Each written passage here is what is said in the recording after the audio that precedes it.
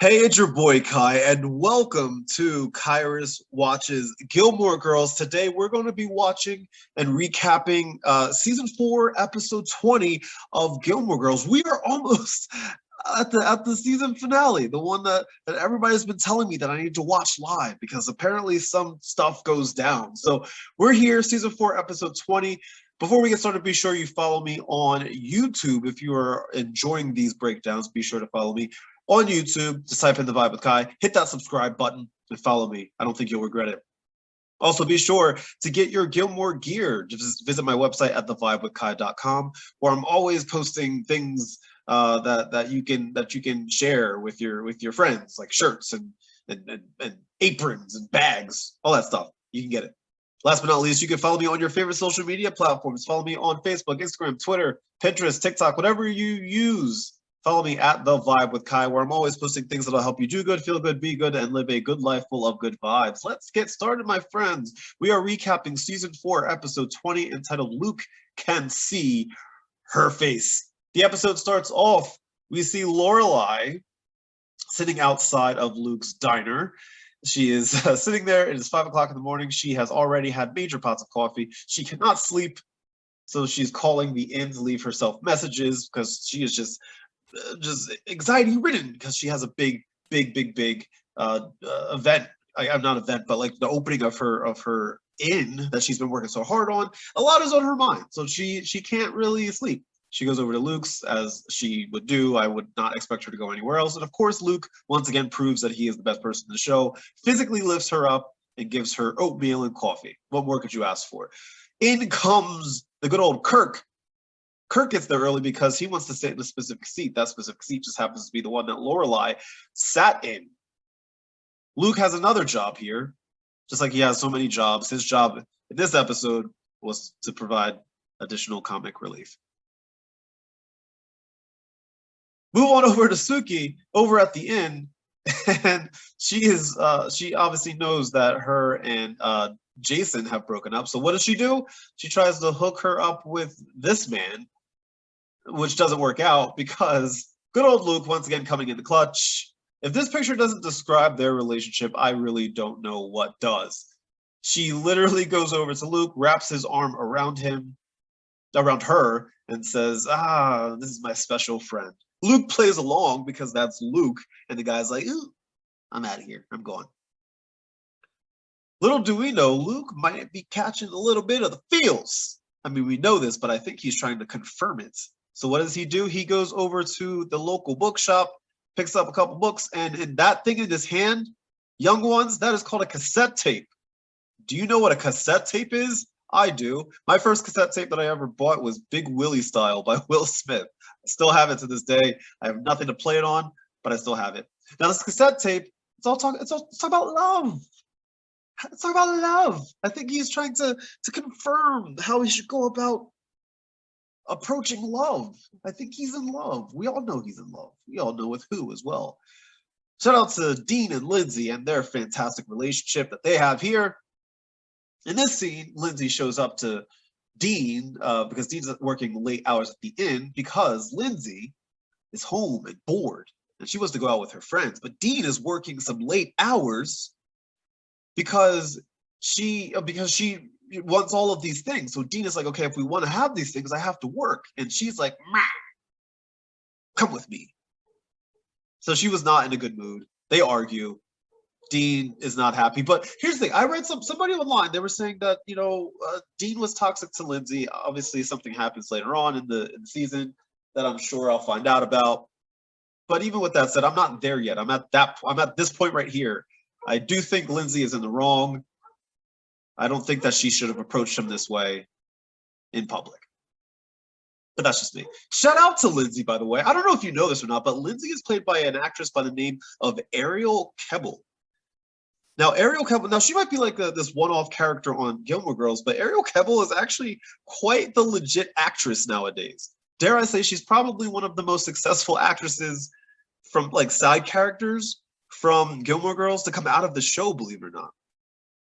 Ariel Kebbel most recently was in a show called Lincoln Rhyme, which I watched. Lincoln Rhyme, the hunt for the Bone Collector. She played Amelia. That's her over here on the left. This was last year.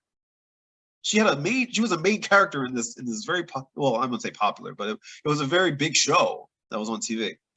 She also played Tracy Leggett in Ballers, the show with The Rock. She played a very prominent role in that. She played Olivia Charity in the show Midnight Texas. She played the character of Gia Matteo, which is right over here in this lower right-hand corner, in 50 Shades Freed. I'm sure if you watch those movies, you know exactly who this is. Yeah, that's Lindsay from Gilmore Girls, believe it or not. And a lot of people may know her from the movie John Tucker Must Die. Believe it or not, you may not have made that connection, but I did. That's right. Lindsay from Gilmore Girls played Carrie in John Tucker Must Die. I wanted to make sure that I gave Lindsay the character, I guess not the character, but the actress, Ariel Couple. I wanted to give her flowers because she's quite the actress. We find out that Luke's sister's getting married to TJ. And it's because his name's not TJ, but they're getting married anyway. And he's actually, I think, really happy for her because he feels that this one's going to be different. I don't know about that sweater that he's wearing, but it is what it is. Can we talk about the food here? So for somebody that is quite financially in the rut here, this is quite a lot of food. Let's break down everything that's on this table right here. We have a full plate of pizza. We have, I'm going to assume, what are these? It looks like some sort of, not sloppy joes, but some sort of burger sliders of some sort. We have Chinese food. We have Twizzlers. We have, looks like chips and dip. We have bread over here. They have everything. Now, I don't know about you, but when I was hurting for money when I was younger, I was not blessed with the chance to buy all of the food. I had to get some of the food, maybe minimal amounts of the food in order to survive. But that's just me. Also on this table, you're going to see these things, kids. Earlier in the episode, we saw a thing called a cassette tape. This right here, kids, is called a VHS tape. Now, for those of you that follow me on TikTok, you know damn well that I've had a recent experience with Blockbuster Video, finding some old school Blockbuster tapes. Could you imagine if we got a scene of Lorelai and Rory in a Blockbuster? Missed opportunity.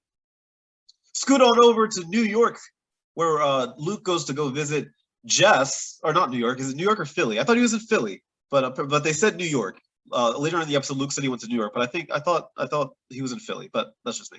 Anyway, he went to go visit Jess, and he's living in this place. And well, that's what I gotta say to you. This is what I gotta say to you, Luke. I understand this is not the best living conditions, but you know what? I know he wants what's best for Jess, but sometimes you do what you gotta do to survive. Jess is a survivor. That's what he does. It may not be the best living conditions, but he does what he has to do, I guess. But Luke's always there for him. And then he's saying to them, "Hey, listen, I heard that you're not coming to your mother's wedding." And Jess is like, "Oh, he says something really funny. He's like, I'll catch the next one," because his mom has been married multiple times. But Luke convinces him. By the way, shout out to the set dressing a department for this show. Recycling on Tuesday. It's a nice little small touch. I don't know. Maybe it's just me. I like little stuff like that. Because they didn't have to do that. Once again, this is a great point to remind you, if you are enjoying what you're listening to or watching to, if you enjoy what you're watching to, you can subscribe to my YouTube channel. Just hit that subscribe button. You'll be the first to see all of my recaps as I break this thing down. Shout out to Glenn being a creeper. This poor girl. I don't know why this scene was in here. What was the point of this scene? I don't why. But anyway, in this scene, he says, "Hey, hang out with me." And this woman is like, "No."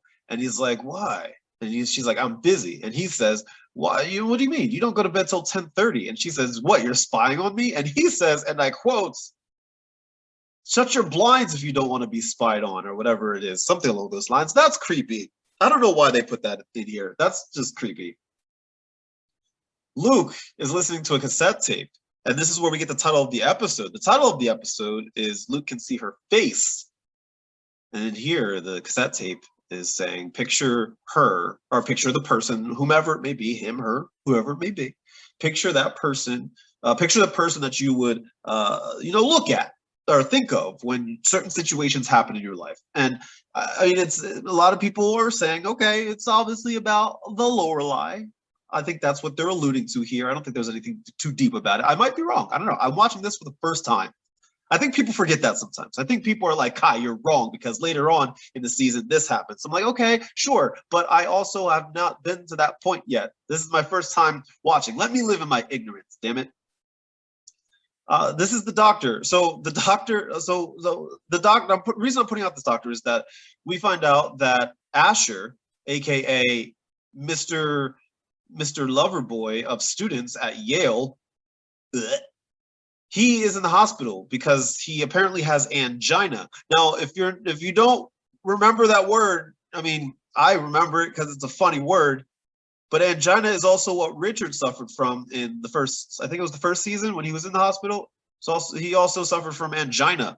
Now, it's a funny word, not a funny topic. Angina is a condition marked by severe pain in the chest, often also spreading to the shoulders, arms, and neck, caused by inadequate blood supply to the heart. Angina is a very serious topic. Unfortunately, because we're 5 years old, it's a very funny word. Shout out to the actress playing the nurse here. She's like, listen, white girl, I don't have time for this. You need to take this somewhere else because I don't get paid enough for this. Shout out to that woman. Shout out to Jess, who is at a strip club reading a book. That is such a Jess thing to do. I think they put this in here so like he can win points over with the women in the that watch the show. They'll be like, "Oh my god, he went to a strip club, but he like wasn't even into the girls there. He was reading a book the whole time." Is that what women want? I mean, if so, that's fine. Good for him. He's playing his cards right. Look at that leather jacket, though. I'm digging that leather jacket. Good for you, Jess, on that leather jacket. This whole scene between Paris and Loverboy of students really freaked me out. I was really uncomfortable this entire scene, mainly because he openly, first of all, foremost, openly admits that he quite often has sexual relations with his students. But also he says that, hey, I want you to come with me to Oxford. I don't know. It's just like everything about this scene and this character makes me feel weird on the inside, and I don't like it. I know they're both adults, but like there's something really awkward and weird about this that just makes me feel incredibly uncomfortable. And I want this plot line to end, please. There's a fight at the strip club. There are women mud wrestling, and then Jess and Luke and TJ, that's not TJ, they all get into a fight. Mind you, as this fight's going on between the men, the mud wrestling females are still mud wrestling because that's what happens in strip clubs in Connecticut strip clubs. That's how it works out. I think we all need to sleep with the cucumbers sometimes. Not the cucumbers, the zucchini. We need to sleep with the zucchinis. This looks very comfortable. This would be like a nice date. Not a first date. Like if you're going on a first date, don't be like, hey babe, listen, I'm thinking for the first date, we can go sleep with the zucchini. But maybe like a third or fourth date, you can go sleep with the zucchini. Look how comfortable they look. They look so comfy. Good for the zucchini. That zucchini soup is going to be delish. I really like this scene between Jess and Luke. This is where when Jess tells Luke, hey, I told Rory that I love her. And he's like, oh, what did she say back? And Jess is like, I don't know. I left. And Jess is like, well, you didn't, or Luke was like, you didn't stay to see what her reaction was? And he's like, no.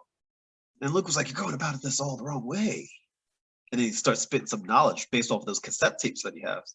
And Jess is like, where are you getting this knowledge from? He's like, baby, I just know stuff, baby. That's what I'm talking about. I just know things. I live life. And then because of these cassette tapes, Luke decides to ask Lorelai to be his date to his sister's wedding, which is a very nice thing to do. And of course, Lorelai is like, oh God, me? Oh my God. I mean, I'm super busy trying to open up my inn, but I will 100% be your date because I've been in love with you since season 1 and we're obviously going to end up together. And then of course, Luke gives the cassette tapes over to Jess and says, listen to this and you'll be just as good as me. With that said, that was the end of the episode, sets it up for the final 2 episodes of the season, which apparently things go down and that I'm going to be having feelings about.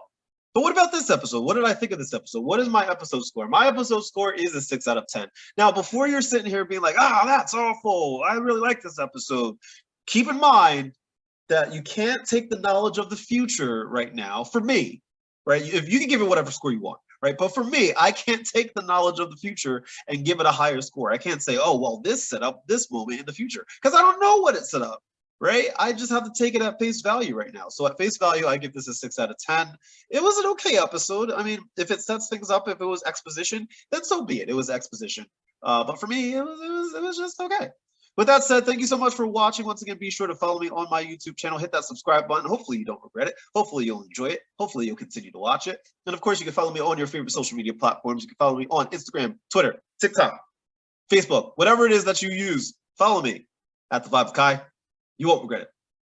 Always, you can visit my website, thevibeofkai.com, where I'm always posting things that'll help you do good, feel good, be good, and live a good life full of good vibes. My friends, thank you so much for watching. As always, God bless and good vibes.